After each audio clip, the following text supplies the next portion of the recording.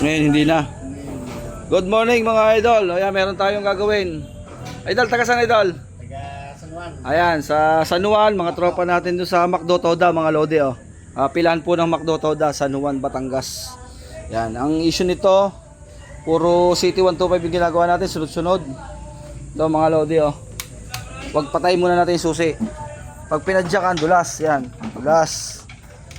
Paalis ka na, hindi magkaintindihan kung paano ka aalis, tapos hindi bumatak dahil nga sulog na yung lining. Ang issue niyan pagka ganon na dumudulas plus lining.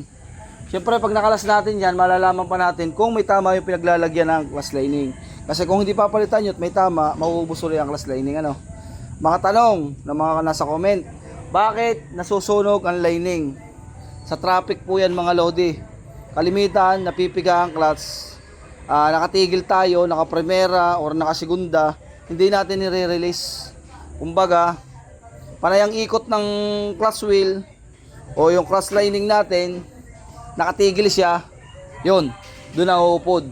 Kaya kailangan malayo-layo pa tayo ng konti, kung titigil tayo ng sa takbo, sa traffic, neutral na agad. Yun. Doon po kalimitan mga lodi, lalo yung mga nakikipagsiksikan sa traffic, doon po nasusunog ang lining natin.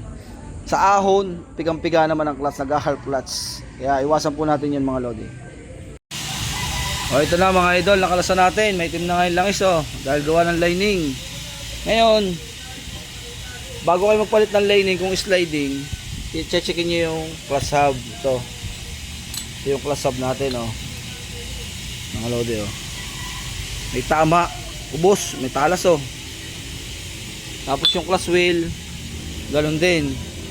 Ngayon kung magpapalit ng bagong lining at pumatong dito, uubusin uli yan, nakaganyan. Uubusin uli. Sayang lang yung palit. Kaya magpapalit itong magkaasawang ito. Ito yung sinasabi kong pinaglalagyan. Clutch hub, clutch wheel. Ito na yun. Diba? Yan, papalit tayo niyan. Kasi hindi tatagal yung lining kung hindi magpapalit niyan. Ano idol? Ayun. Tapos nililinisin natin to para yung mga dumi hindi pumunta basta-basta dun sa ating piston at liner. Kasi kung sakaling may mga tira-tira na langis, ang mangyayari dyan sa loob ng ilang buwan, baka sakaling sirain ito. Pero sana wag muna kasi hindi naman yun ang nagiging sakit. Kaya ang gagawin natin, naagapan natin. Kailangan nating linisin to, pasirita natin ng gasolina para mawala yung mga dumi-dumi nito. Kasi gawa nung pinag-anuhan ng lining, ito yun, yung maitim. Nanggaling sa clutch lining yan, kaya hindi na mabira ng ayos. Kumbaga sliding. Ayun o, yung tama ng lining o, kita nyo naman yung pinaguhitan o. Ayan, gawa ng clutch hub, ayan. Ito.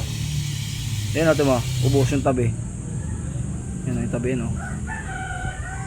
Gawa nito, yung matalas.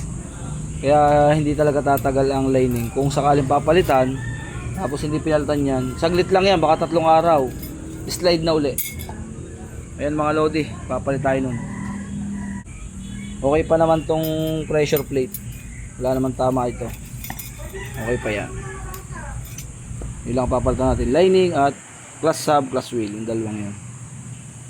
Okay idol, shoutout ulit, San Juan, Batangas, Macdo Toda. Ayan. Ayos na mga lodi, nagpalit tayo ng clutch lining din, clutch hub, clutch wheel. Alright.